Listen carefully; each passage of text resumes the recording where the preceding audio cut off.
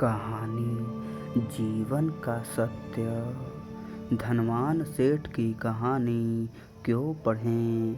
क्या आपने कभी सोचा है कि मेरे इस मानवीय जीवन का क्या अस्तित्व है?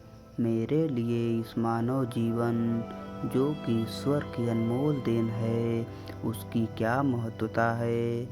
क्या आपने कभी अपने आप को गहराइयों से जानने का, समझने का प्रयास किया है?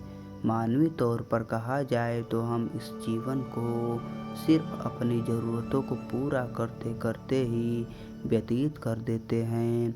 एक मनुष्य के लिए उसकी ज़रूरत क्या है? रोटी, कपड़ा और मकान ही न, पर यह असल सत्य नहीं है।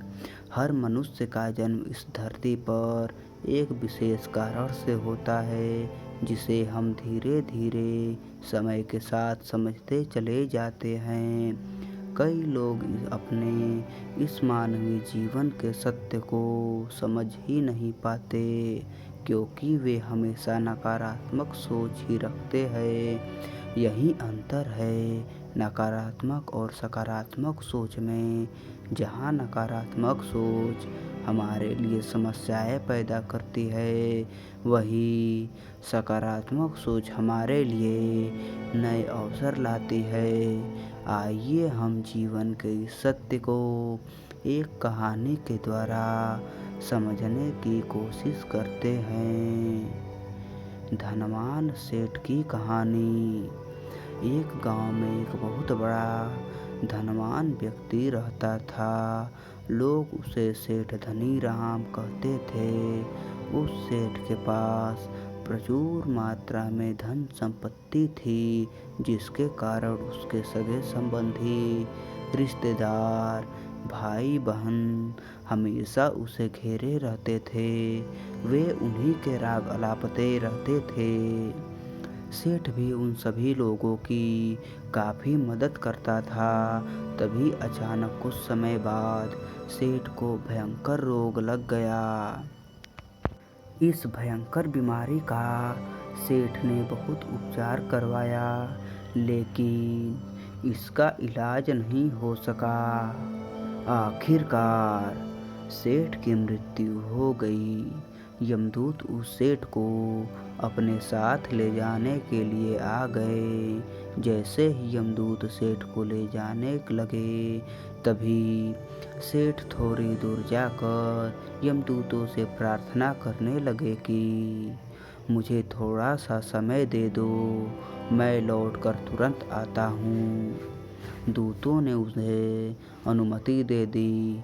सेठ लौट कर आया, चारों ओर नजरें घुमाई और वापस यमदूतों के पास आकर बोला, शीघ्र चलिए। यमदूत उसे इस प्रकार अपने साथ चलने के लिए तैयार देखकर चकित रह गए और सेठ से इसका कारण पूछा। सेठ ने निराशा भरे स्वरों में कहा, मैंने हेरा फेरी करके अपार धन एकत्रित किया था, लोगों को खूब खिलाया पिलाया और उनकी बहुत मदद भी की थी। सोचा था कि वो मेरा साथ कभी नहीं छोड़ेंगे। अब जब मैं इस दुनिया को सदा के लिए छोड़कर जा रहा हूँ, तो वे सब बदल गए हैं। मेरे लिए दुखी होने के बजाय ये अभी से मेरी संपत्ति को बांटने की योजना बनाने लगे हैं। किसी को मेरे लिए जरा से अफसोस नहीं है। सेठ की बात सुनकर यमदूत बोले, इस संसार में प्राणी अकेला ही आता है और अकेला ही जाता है। इंसान जो भी अच्छा या बुरा कर्म करता है, उसे इसका परिणाम स्वयं ही भुगतना पड़ता है। हर प्राणी इस सत्य को समझता है तो, पर देर से। जीवन की सीख। हम इस बात को अपने जीवन में भी तो देख रहे हैं। लोग जीवन के सत्य को भूलकर मानव द्वारा बनाए गए जाल, जैसे लालच, रुपए, पैसा, बुराई आदि तले दब गए हैं। इस जाल को आप 12वीं की इंग्लिश की कहानी द रैट ट्रैप जो कि यूट्यूब पर हिंदी में भी मिल सकती है, से भी समझ सकते हैं।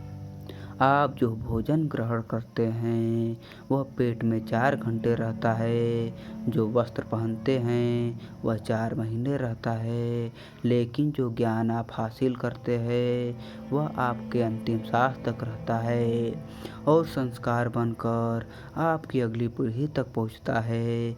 ज्ञान का बीज कभी व्यर्थ नहीं जाता। जो जितना ही सफल करते चलो, सफलता करने से सफलता ही मिलती है। हर व्यक्ति को सकारात्मक तरीके से सुनो, देखो और समझो। हम जितना ज़्यादा पढ़ते हैं, सुनते हैं, समझते हैं, हमें अपनी कमियों का उतना ही ज़्यादा एहसास होता है और इस कमी को दूर करके हम सफलता की मंजिल की ओर अपने कदम बढ़ाते चले जाते हैं। क्या लेकर आया तो जो क्या लेकर जाएगा, कर कुछ ऐसा जाओ कि लोग तुम्हें याद रख जाएं।